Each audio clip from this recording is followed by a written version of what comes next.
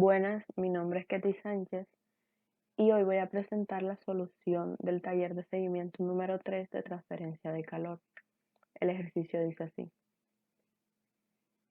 Se realiza una prueba para determinar el coeficiente general de transferencia de calor de un intercambiador de calor aceite-agua de carcasa y tubo que tiene 24 tubos de diámetro interno de 1.2 centímetros y longitud de 2 metros en una sola carcasa.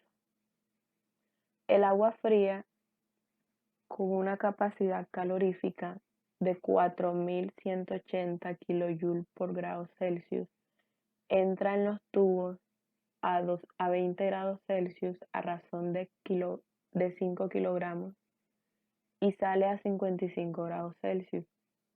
El aceite, con una capacidad calorífica de 2150 Joule sobre kilogramos por grado Celsius, fluye a través de la carcasa y se enfría desde montería 120 grados Celsius a 45 grados Celsius. Determine el coeficiente de transferencia de calor general U sub I de este intercambiador de calor en función del área de superficie interna de los tubos. Proseguimos a ilustrar un poco sobre el intercambiador de calor en el cual de tubo y coraza pues que vamos a trabajar. Ahora pues vamos a calcular el flujo de calor que necesitamos, el cual está dado con la siguiente ecuación, pues que dice que este es igual al flujo másico por la capacidad calorífica que multiplica un delta de temperatura de salida menos entrada del agua. Reemplazando valores nos quedaría 5 kilogramos sobre segundo por 4.18 kilojoules sobre kilogramos por grado Celsius por la diferencia de temperaturas que son 55 grados Celsius menos 20 grados Celsius. Esto nos daría un resultado de 731.5 kilowatts. Continuamos para hallar el área de superficie interna de los tubos, el cual esta va a ser igual al número de tubos por pi por el diámetro interno por la longitud de la coraza. Reemplazando valores, pues nos daría que este es igual a 24 por pi por 0.012 metros por 2 metros. Esto nos daría como resultado un valor de 1.8 metros cuadrados. Proseguimos con el cálculo de diferencia de temperatura media logarítmico, que pues sería básicamente la temperatura caliente de entrada en delta de T sub 1 menos la temperatura fría de salida y en delta de T sub 2 la temperatura caliente de salida menos la temperatura fría de entrada. En delta de T sub 1 esto sería igual a 120 grados Celsius menos 55 grados Celsius y en delta de T sub 2 sería igual a 45 grados Celsius menos 20 grados Celsius. En delta de T sub 1 nos daría un valor como resultado de 65 grados Celsius y en delta de T sub 2 pues nos daría un valor de 25 grados Celsius. Continuamos con la ecuación de las diferencias de temperatura media logarítmica, que pues esta sería igual a delta de T sub 1 menos delta de T sub 2 sobre logaritmo natural de delta de T sub 1 sobre delta de T sub 2. Reemplazando valores nos daría 25 grados Celsius, 65 grados Celsius menos 25 grados Celsius sobre logaritmo natural de 65 grados Celsius sobre 25 grados Celsius. Como resultado de esto, nos daría 41.9 grados Celsius. Ahora continuamos para poder calcular el factor de corrección, primero necesitamos hallar dos razones, el cual son P y R.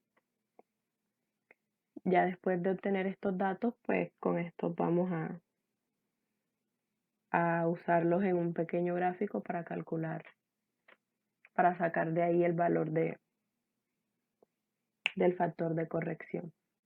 Entonces, en P tenemos que es igual a la temperatura de salida del tubo menos la temperatura de entrada del tubo sobre la temperatura de entrada de la coraza menos la temperatura de entrada del tubo.